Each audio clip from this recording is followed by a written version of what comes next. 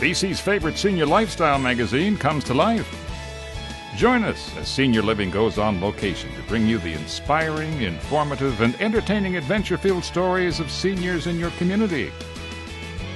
Senior Living on location, changing the definition of aging, celebrating seniors living life to its fullest.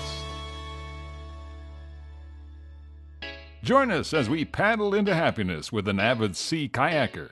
We'll show you how you can create your preferred future, and we'll take to the links with a senior amateur golf champion. But first, we begin Senior Living on location with treasures beneath the sea and the diving enthusiasts that find them. I can do a striptease here, too. Not to worry.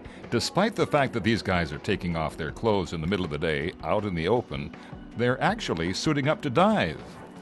John, Jacques, and Murray are all senior divers who are actively involved with the Underwater Archaeological Society of BC, or UASBC.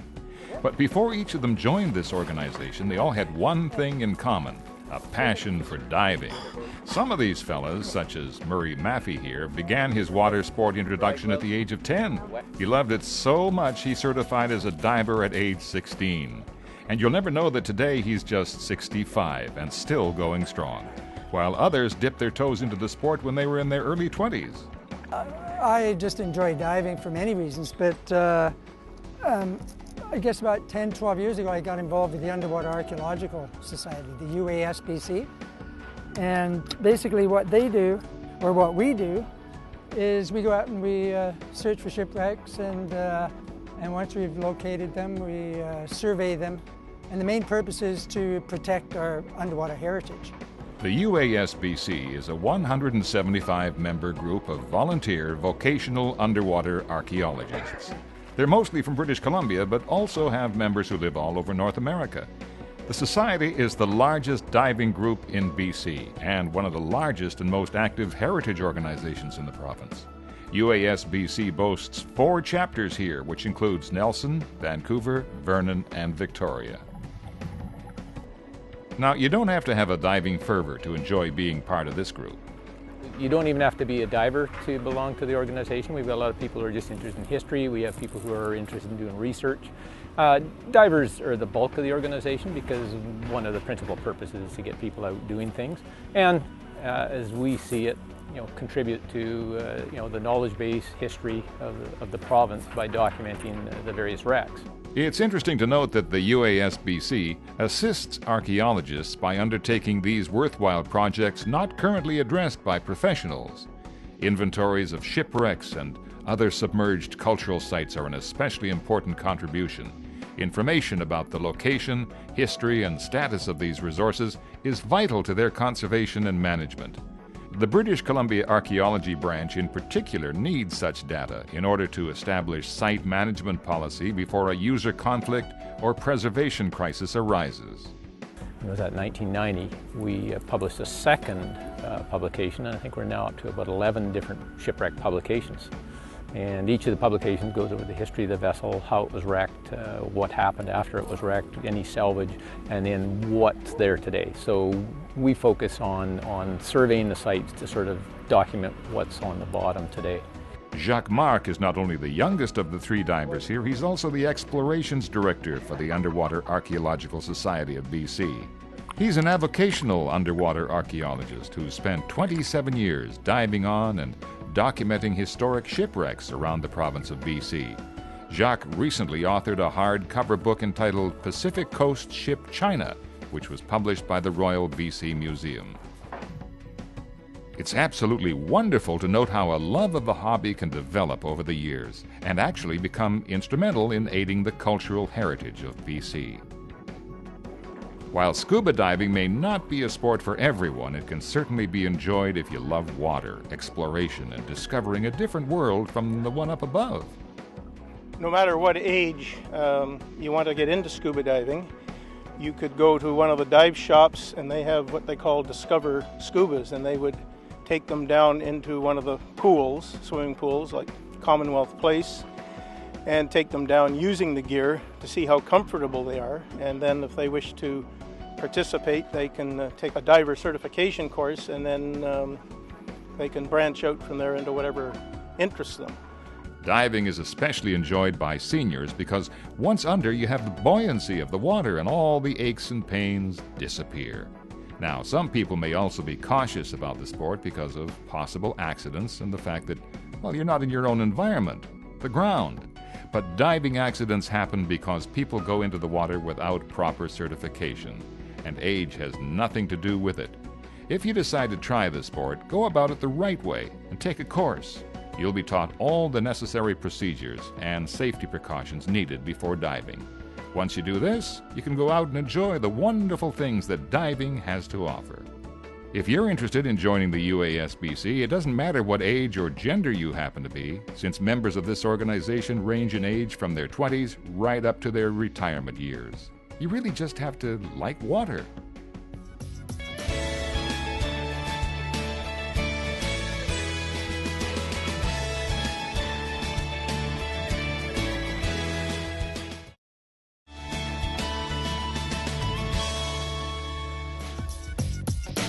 Senior Living on Location is produced by Senior Living Media, celebrating seniors in our community.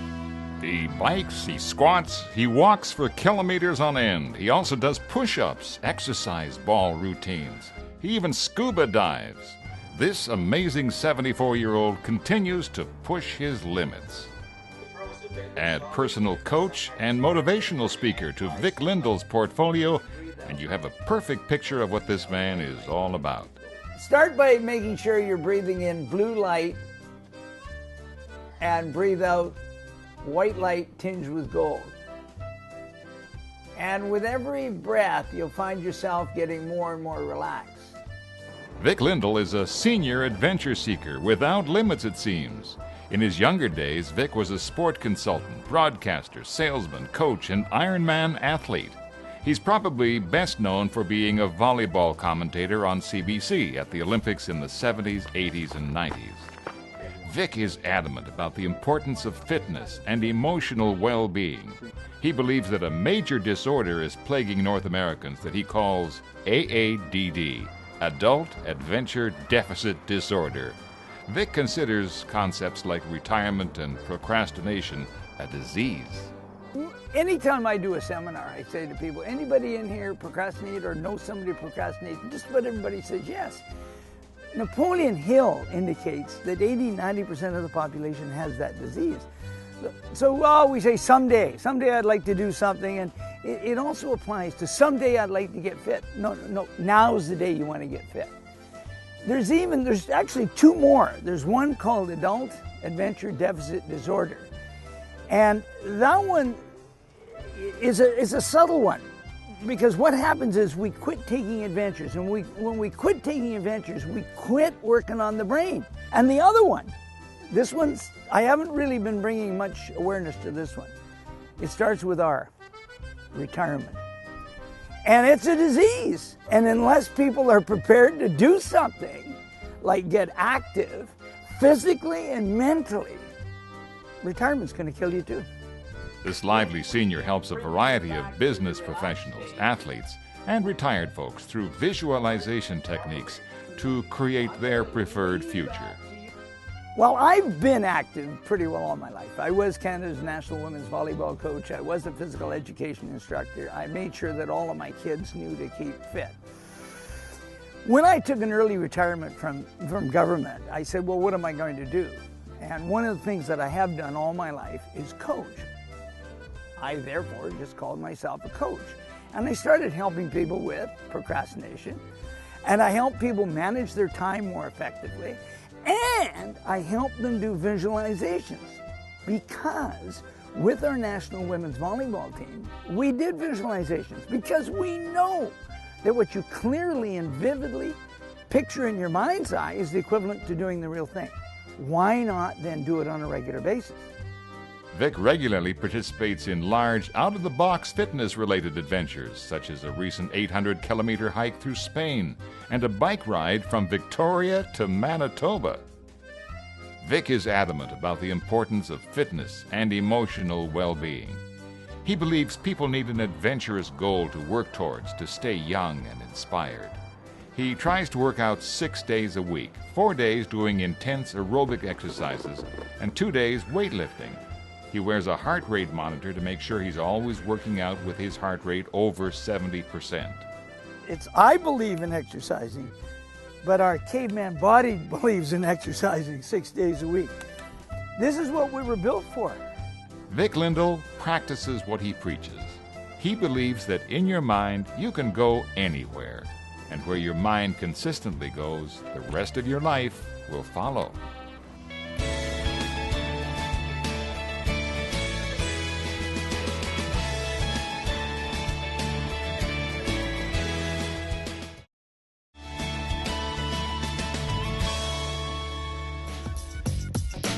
Senior Living on Location is produced by Senior Living Media, celebrating seniors in our community.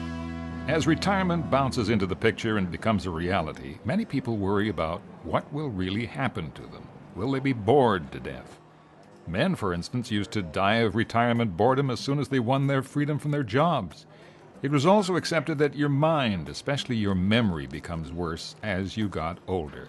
59-year-old Doug Alderson is a prime example that you don't have to sit around and memorize the phone book to improve your mind. Alderson is part of a new and growing generation of retirees who are actively pursuing new careers and adventures. In 2007, Alderson had just retired from his 33-year teaching career, but during his vocation he was involved in activities that made him happy. So I'd be teaching all day long at Parkland Secondary, teaching math and computer science and those sorts of things. And then evenings and weekends I was teaching kayaking and writing and doing those things. Actively pursuing his adventures in sea kayaking and writing, Alderson has now written 4 books on the subject, ranging in topic from the best locations on Vancouver Island to kayak, a guidebook, to developing efficient paddling skills and safety and rescue. And fate certainly has a way of leading someone to their destiny. Trained as a high school shop teacher, I'd be reading a popular magazine called Sea Kayaker Magazine out of Seattle. And somebody was suggesting that we keep track of notes on a paper notebook. And I thought, well, that's not a very good idea because, of course, everything on a kayak is wet. And I was a scuba instructor as well, and so I thought, well, I will use my scuba instructor slate. We use those underwater. And so I wrote the magazine a note and said, well, here's something else to use for the good idea of keeping weather notes. Why don't we suggest that people use a scuba diver slate? They can keep it on their deck, write with a pencil, and it's completely waterproof. Well, they liked it. They published the paragraph. My background as a shop teacher let me draw a picture and draft up the size and shape of it, that sort of thing. And they sent me a $75 check. So I thought, there you go. And so, it was once every 3 or 4 months I would find something else to suggest, a little project, how to make a container for your radio out of a sewer pipe, or how to build your own paddles. And then publisher McGraw-Hill, New York, was actually looking for somebody to write a book on tips and tricks, and why didn't I think of that kind of ideas? And they were looking for an author, and they contacted the magazine contacted me, and that was the thin edge of the wedge into the writing side of my life. Today he's not only writing, he's added yet another interest to his list of loves. Now working full-time, a project coordinator for the auxiliary, managing a national grant to create online learning resources. So it just sort of out of the blue, all of a sudden, they say when you retire you have no time at all, and that's sort of what it's turned out to be. He's the perfect example of a senior who, upon retirement, decided to pursue his passion, sea kayaking, which has evolved into a second wind and career for him. He's also actively involved in instructing workshops and organizing sea kayaking events. His passion for writing is still going strong as well. The latest book, I'm quite pleased with this one, Sea Kayak Strokes. And one of the things is all their friends of mine are all the pictures. In Savvy Paddler it says, thank you for everybody in the Victoria Canoe and Kayak Club. They've undergone many broken pieces of fiberglass and water up the nose, and never once did they complain. But I had to pay my son $100 to be a model when I was teaching him to roll. Because I wanted a non-expert. But typical as a 13-year-old, he just did it right away. And can I go now? And for adults it takes a little longer. Easy to do, but hard to learn, though, that's all.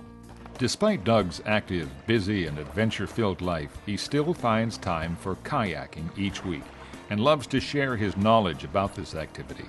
He says kayaking is something that's easy to learn and you only need a modest amount of boating skills, and everyone can have fun doing it. It does, however, require the same degree of strength used in hiking or walking. More and more retirees are finding that kayaking is a great exercise. It's not overly strenuous, yet it provides fresh air and unique experiences. You can fish, take pictures, or simply paddle around and enjoy the scenery. The basic skills can be learned in a day or so. Just research for a kayaking club near you. It's a fun, social activity, or it can be pursued solo. No matter what your fitness goals are, you're going to tone up almost every muscle in your body. A Weight Watcher's dream, you might say.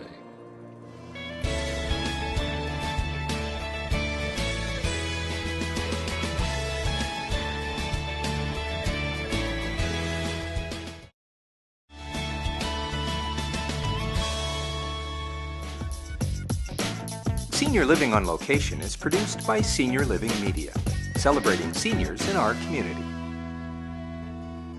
So I guess we are sort of next on the tee, eh? Okay. If you watch a game, it's fun. If you play it, it's recreation.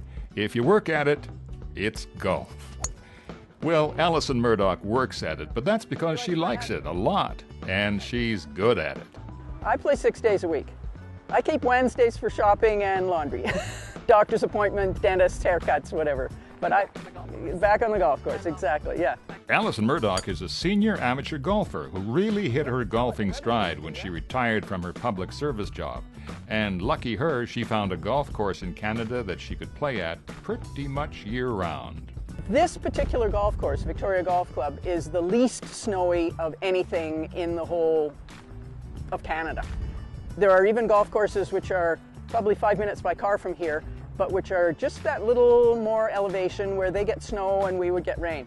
So what would happen is they would be closed that day and maybe the next day. We wouldn't be closed at all. Now, people might not want to go out in the rain, but we would not be closed. So we have 12 months a year, definitely, 52 weeks pretty much all the time, 365, well, we miss a day or two every once in a while, but we're the best from that standpoint, yeah. Alison, now 61, was inducted into the BC Golf Hall of Fame in 2009. She's won a score of provincial, national, and international golf titles, including Canadian Senior Women's Championship, the Irish Senior Ladies Open Championship, the Senior Ladies British Amateur Championship in 2007, and the BC Senior Women's Championship in 2005 and 2009. Alison won her second consecutive Super Senior title at the 2011 Royal Cup Canadian Women's Senior Championship in Whitevale, Ontario. Murdock was one of 3 women representing BC in the Interprovincial Team Championship.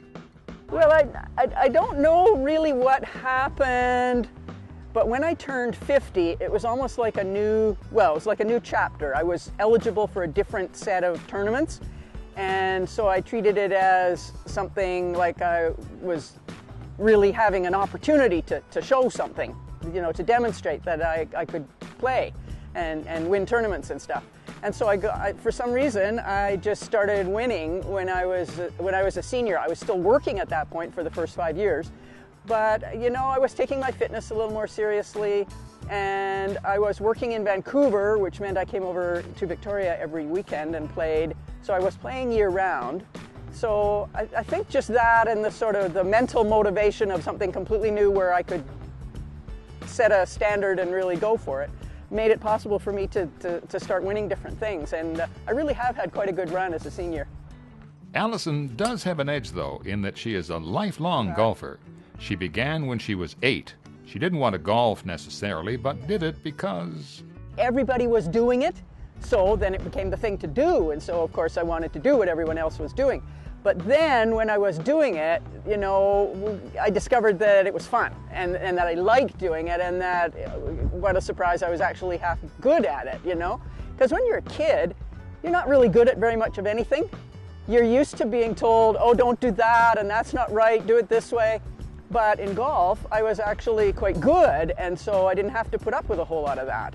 So that was really kind of an encouraging thing. You know, to discover that you have some talent at something when you're 8 years old is very motivating and good for self-confidence too. Alison doesn't play for the money, but rather for the actual love of the sport and the health benefits you get from it. Well, I think what's important is that it's not, I mean, for every one of me who plays competitive tournament golf, you know, perhaps even to excess, there are dozens, if not hundreds of people who just play at their club. They play for the enjoyment of getting together with their friends, with the fresh air and exercise, the social aspect of the golf club and the membership and the other events that take place. So it's not really all about people who play, you know, 15 tournaments in 20 weeks in the summer. It's more about people who take on a terrific game and have all the other terrific side benefits as a result. Golf is classically known as a retiree's sport. But there's often a belief that with age comes the loss of strength, flexibility, and speed, and this can often impact your golf game. Alison is a classic example of this not actually being true. As long as you stay active and enjoy what you do, you might even become better, kind of like a good wine. Do you have a great story idea about seniors living life to the fullest? Senior Living would love to hear from you. Your inspiring story idea could be featured in an upcoming episode on Senior Living on Location or in our monthly BC-wide Senior Living Lifestyle magazine. To send us your idea, visit our website at seniorlivingmag.com and follow the links to our Contact Us page or simply email us at production@seniorlivingmag.com.